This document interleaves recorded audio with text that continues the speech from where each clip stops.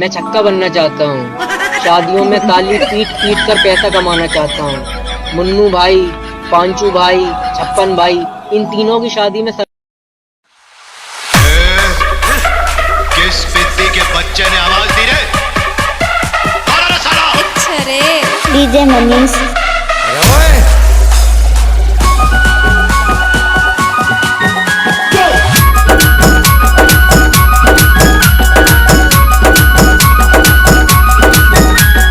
DJ Manish.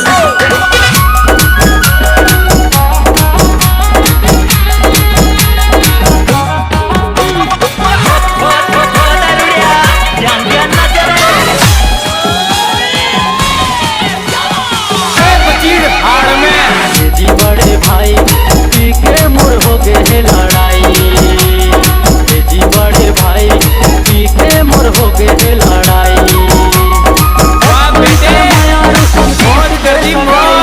बचपन पर माया रुसन टूट के सगाई मोर टूट के सगाई। एक ही छोटे भाई छोड़ देते डीजे मनीष। एक ही छोटे भाई छोड़ देते दारू के पिलाई।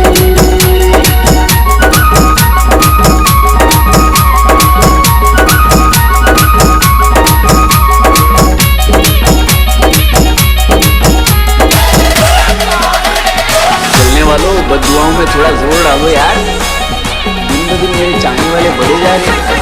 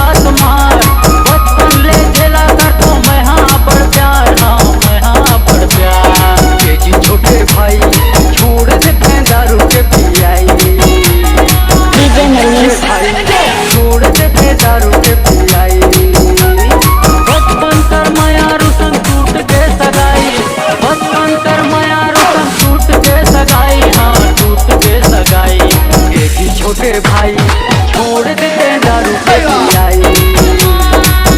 छोटे भाई छोड़ देते दारू के पिलाई। आप सुन रहे हैं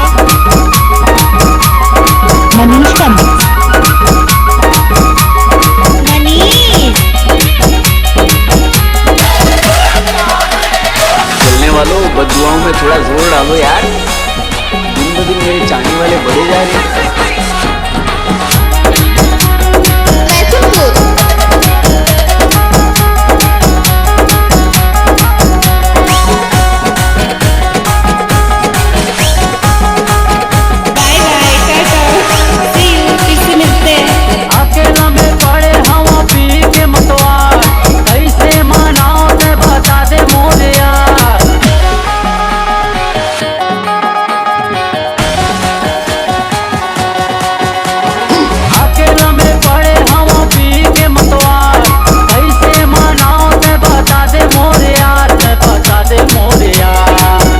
छोटे भाई छोड़ देते दारू के पिलाई।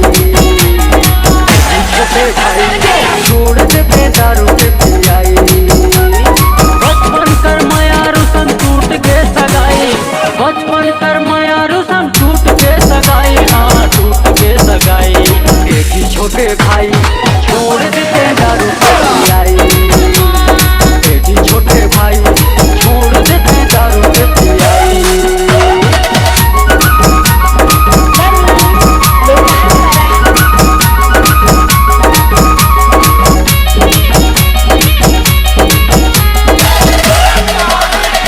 चलने वालों बदुआओं में थोड़ा जोर डालो यार। दिन ब दिन मेरे चाहने वाले बढ़े जा रहे हैं।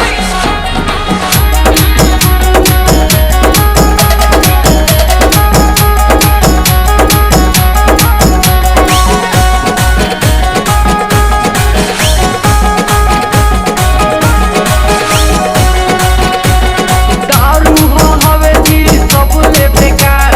आधी बोतल छोड़ उधर जाही का